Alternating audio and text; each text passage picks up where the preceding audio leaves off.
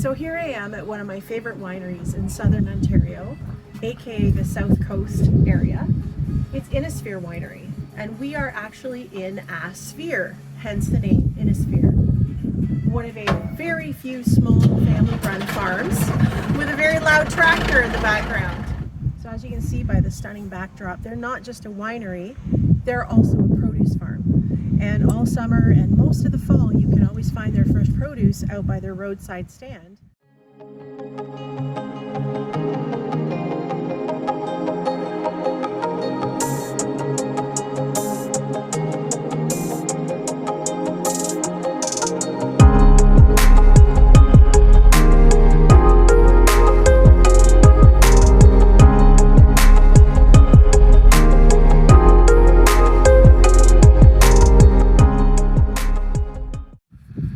So I'm here with Ryan, the owner of Inasphere Wines, and I'm just curious a little bit about your farm. You're third generation owner, and you decided to take it from strictly produce and kind of weave your way into the wine industry. So tell me a little bit about that and what was your passion?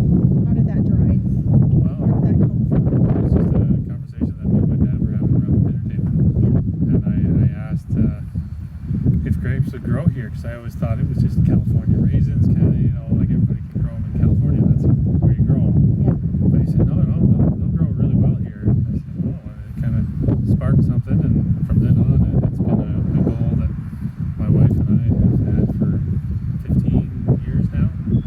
And yeah, we're here. And you've succeeded. Okay, Ryan, so we're standing here right now and we're looking at your beautiful property, and right behind it is Lake Erie and some marshlands, and we are in the World Biosphere, right? Yeah. So explain to me what that is. It's a group of UNESCO World Biosphere, so it's part of a conservation act, I believe. I'm not exactly sure. You'd have to kind of look into that yourself, but it's protected lands. There's a couple companies. They're like a membership hunting club that owns part of it, and then another one. And they basically just preserve the land the way it is. They harvest the land from for animals and what have you, and yeah, just take care of it alongside that. So okay, and what do you have down there? You're growing all kinds of stuff besides grapes. So yeah, so we've got, starting over on the left, we have cabbage, right? Storage cabbage. So that stores for about 6 months to 7 months, and then we sell in the spring. And then besides that, we've got our grapes. So Riesling on the far left, Pinot Noir in the front middle, Pinot Gris front right. You can almost see the difference in the colors of the leaves, Definitely. And then in the back there? Riesling again in the far left. Yeah. Cab Franc, and then Marquette. All right. And this is like a cover crop rye. And then the blue was cabbage we cut yesterday. Okay. And then soybean crop. Nice. Right. Yeah. Nice. It's lovely. So part of the charm of this farm is not only that they do produce, they have a roadside stand, but it's also a working farm. And Ryan, of course, is the leader of that. So at any given moment, you can come here and have a glass of wine and just sit and relax. You can see Mila, the farm dog, Duncan, the farm cat. And yeah, again, third generation. Dad still comes out and helps out on the farm. And, you know, part of the charm is seeing the tractors come and go, the workers coming and going. The crops, the bins full of crops.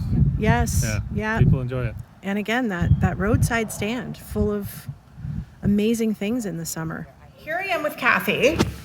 I don't know if you can see me, but here we are. Kathy's going to lead me through a tasting.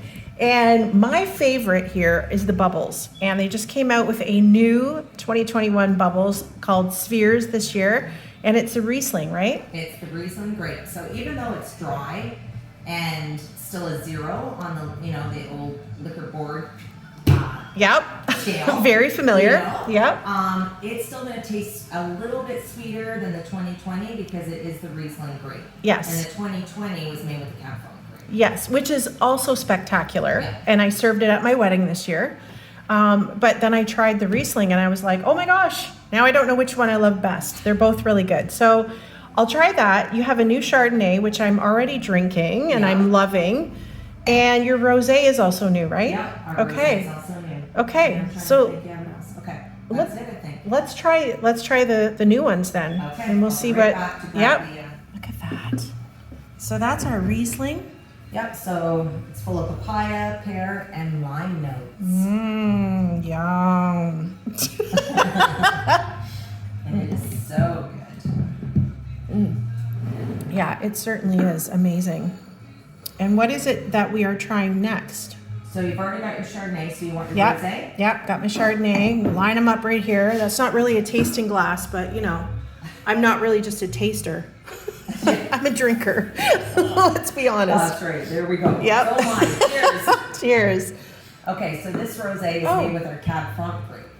It Okay. still doesn't have a whole lot of color, No. but yeah, so Yeah. it's soft rose petals, jasmine. Yeah. You know, it's funny. Show me that bottle because it looks more rosy in the bottle I than it know. does in the Okay. glass. There we go. Yeah, we still have the partitions up here for good old COVID, but you know, hopefully soon.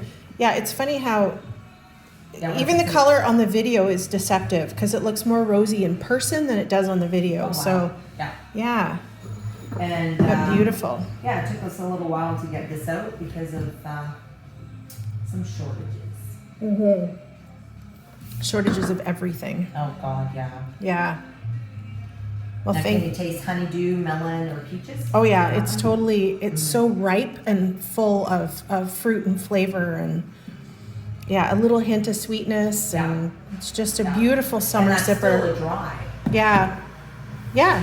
So It's- yeah. Now when Ryan does make his grapes, he makes them very approachable, fruit forward, easy drinking. So even if you were to go for a red, you're not going to taste a lot of tannins. Yeah. Even the Chardonnay that you have, Yeah, it's stainless steel, no oak. no oak. Yeah, it's beautiful. All three of them are amazing dock-friendly drinks. Yes. Yes, I know. That is amazing. Thank you, Kathy. Kathy, how long have you been here at the winery? Since 2018. Yeah, and when did they open? They opened in 2016. 2016. Yeah, Okay. yeah. So yeah, and I think you're pretty much the face of the winery. Yes, I am. Yeah, everybody looks for Kathy when they come because That's she right. knows all. Yeah. Thank you, Kathy. Thank you. It's awesome.